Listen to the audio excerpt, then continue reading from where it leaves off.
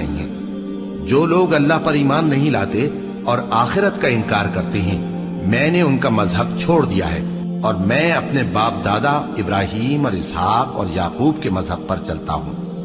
हमें शाया नहीं है कि किसी चीज को अल्लाह के साथ शरीक बनाए। ये अल्लाह का फजल है हम पर भी और लोगों पर भी, लेकिन अक्सर लोग शुक्र नहीं करते। ऐ मेरे कैद खाने के रफीकों, भला कई जुदा जुदा आका अच्छे या अल्लाह जो अकेला है, सब पर गालिब है।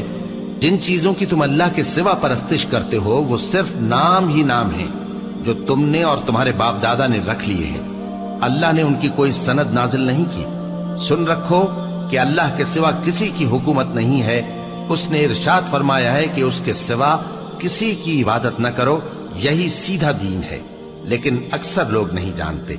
ऐ मेरे कैद खाने के रफीकों, तुम में से एक जो पहला ख्वाब बयान